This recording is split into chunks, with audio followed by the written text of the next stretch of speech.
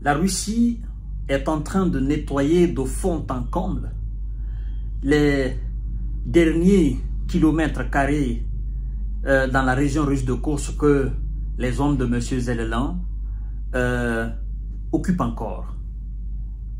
Oui, parce que lorsque vous regardez la carte, ils ont été chassés jusqu'à leurs frontières. Donc, il y a quelques derniers kilomètres carrés où ils sont en train encore d'effectuer quelques attaques, où ils tentent effectivement le tout pour le tout.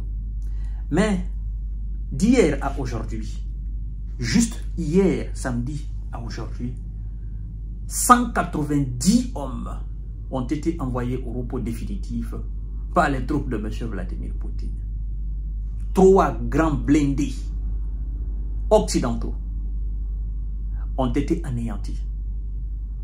Oui, dans plusieurs secteurs de la région, c'est-à-dire quand on dit les secteurs, on peut avoir plusieurs secteurs sur 10 km en fait, dans plusieurs secteurs dans la région de Kursk, mais aussi dans la région ukrainienne de Soumy.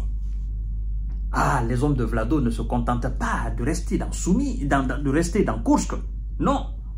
Ils vont jusqu'à dans la région ukrainienne de Soumy parce qu'ils ont déjà des éléments là-bas qui ont déjà conquis, n'est-ce pas, des localités et donc ils s'installent là. Au lieu que Zelensky et ses hommes ne fassent de la région de Kursk une zone tampon, c'est maintenant les Russes qui vont faire, n'est-ce pas, de la zone, de la région ukrainienne de Soumy une zone tampon pour ne plus qu'il y ait d'autres offensives. Vous allez dire, vous allez comprendre. Donc, les négociations ne sont qu'à leur balbutiement, c'est-à-dire à leur début, c'est-à-dire à leur préliminaire. Et voyez ce qu'ils ont fait hier aux hommes de M. Zelelan. On nous informe, c'est le ministère de la Défense qui nous informe. L'armée de Kiev perd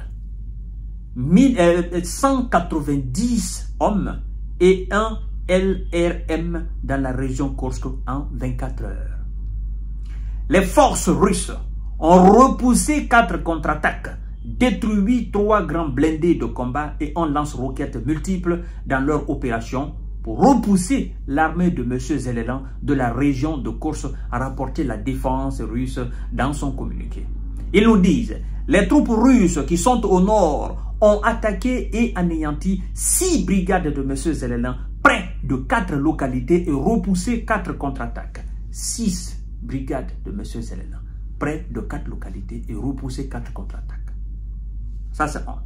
Deuxièmement, les éléments, les vecteurs aériens.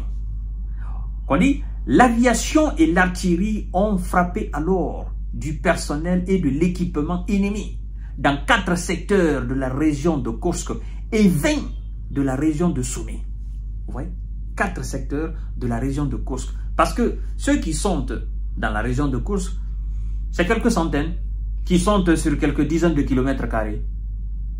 Parce qu'ils ont été chassés. Ils sont juste à leurs frontières. Et puisque l'aviation et l'artillerie sont en train aussi de les pilonner, non seulement dans la région russe de Kursk, mais aussi dans Soumy. Donc, dans 20 secteurs de la région ukrainienne de Soumy. Oui, mesdames et messieurs. Donc, 20 secteurs de la région ukrainienne de Soumy. Les forces russes ont détruit 3 grands blindés de combat, 16 voitures, 5 pièces d'artillerie, 6 mortiers, un lance-roquettes multiples et 2 grands dépôts de munitions ont été anéantis. Mesdames et messieurs, c'est mesdemoiselles, l'heure est grave. Et donc, vous allez vous dire, monsieur Kanté-J Visionnaire, tout ce que vous avancez là, est-ce que vous pouvez nous faire un résumé de tout ce qui a été fait depuis le mois d'août 2024? Le ministère de la Défense russe nous détaille tout. C'est là la différence entre le ministère de la Défense russe et du côté occidental. Donc, depuis le mois d'août, installez-vous confortablement, serrez la ceinture. Depuis le mois d'août, mesdames et messieurs, les hommes de M. Zelelan ont perdu 69 510 S qui ont été envoyés au repos définitif. Août, septembre, octobre, novembre, décembre, janvier, février, mars. Donc, bientôt 9 mois. Si je ne fais pas erreur dans le calcul. 69 510 S ont été envoyés au repos définitif. 400 chars occidentaux, les Abrams, les Challenger britanniques, les Léopard 2 et d'autres T soviétiques que l'Ukraine possédait et que la Pologne possédait. 400 chars de combat ont été détruits. 323 véhicules de combat d'infanterie ont été aussi anéantis. Mesdames et messieurs, 289 blindés de transport de troupes ont été aussi anéantis. 2216 véhicules blindés de combat ont été aussi anéantis. 580 pièces d'artillerie et 53 lance-roquettes multiples ont été aussi anéantis, dont 13 HIMARS. Les HIMARS, ce sont de fabrication américaine. Et 7 MLRS de fabrication aussi américaine. Donc, mesdames et messieurs, au jour d'aujourd'hui, on peut poser la question à M. Zelenko et aux stratèges militaires otaniens. Quel était le but en allant dans la région russe de Kursk?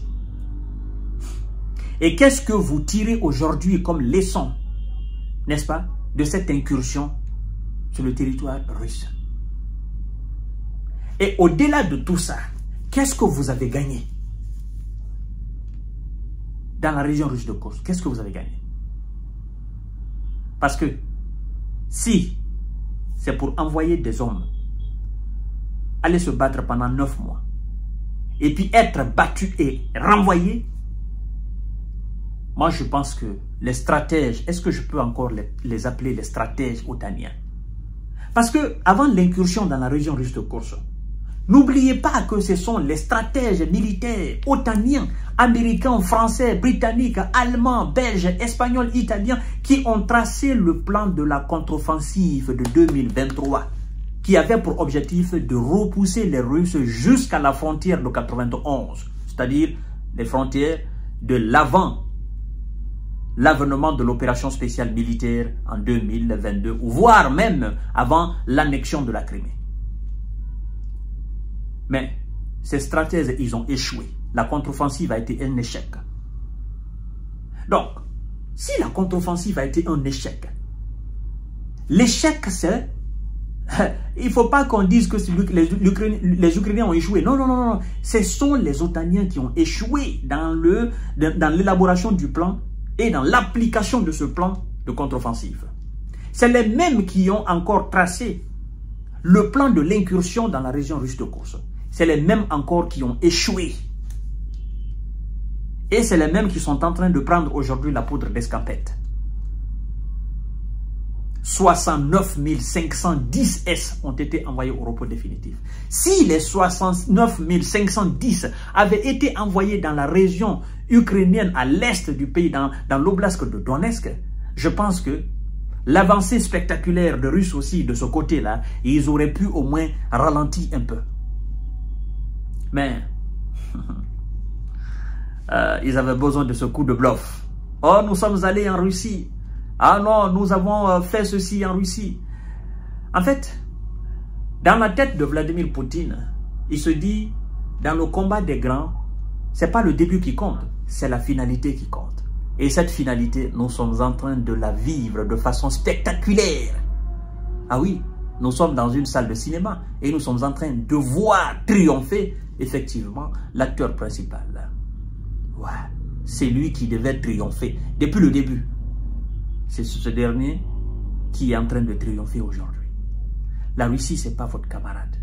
C'est ce qu'on essaie de vous dire, mais vous ne comprenez pas.